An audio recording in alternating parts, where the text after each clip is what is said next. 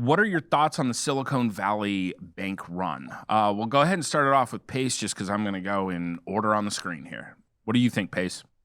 I was thinking about this morning, is that I'm just not smart enough to even do the research on these banks. I play in a very small lane.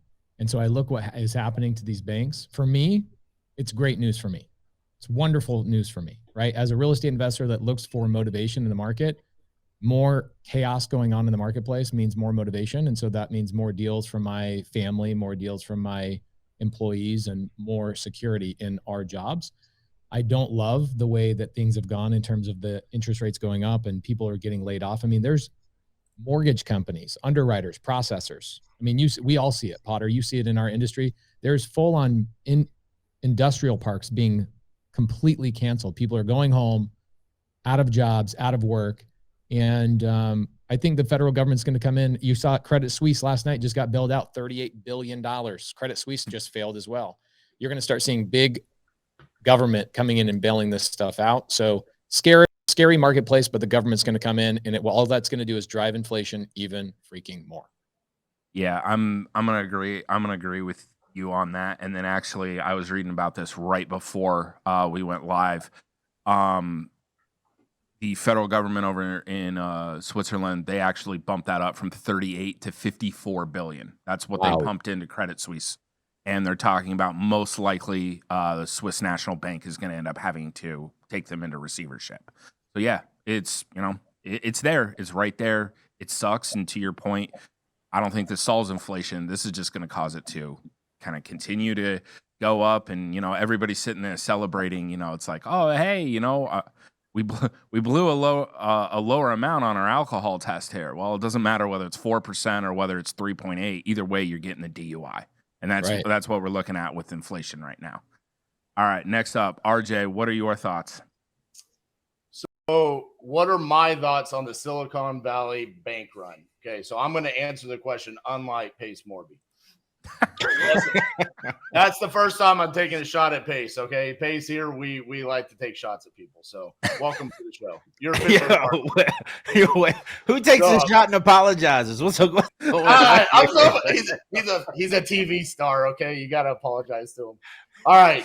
So I think it shows the power of social media nowadays, right? I mean, literally because of Twitter.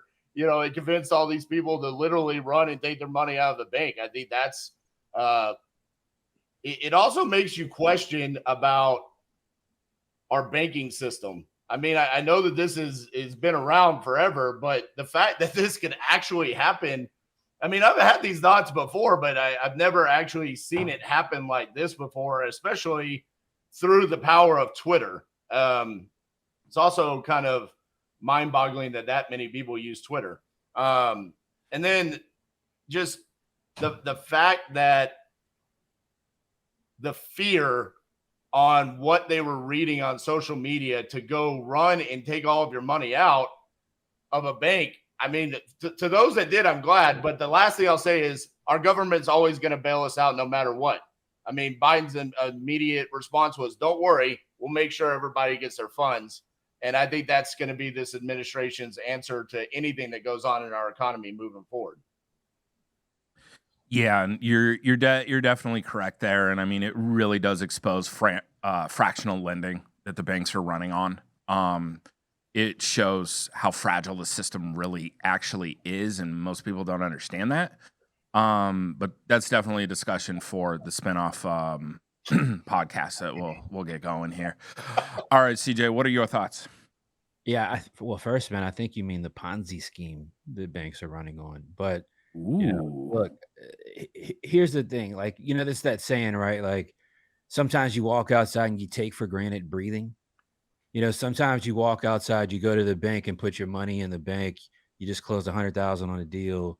You throw it in the bank and you take the thought of being able to do that for granted, that there's risk associated with that. And so I think what we're seeing is one partially, I agree with RJ. I agree with Pay. Look, I think we're seeing more a wake up call than anything, right? Because everything's all good till it's not, right? So, the power of social media, this is the world that we live in now. We're only going to ever get more socially connected. All right. Like the social connection now virtually only goes deeper as we evolve. And so what we saw with this entire situation was where unanimous thought, all right, was, oh shit, like what if I have over 250,000 in the bank and the FDIC can't get me my money back?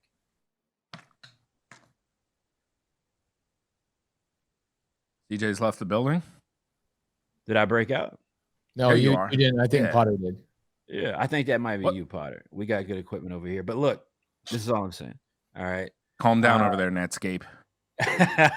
All I'm saying is this, man. I think it's just a big wake-up call for everybody because, again, everything's all good till it's not, right? Everything's hunky-dory when we're signing the paperwork up front, and then when we have a spat, now we're on the other side of the V with each other. Now it's a serious conversation.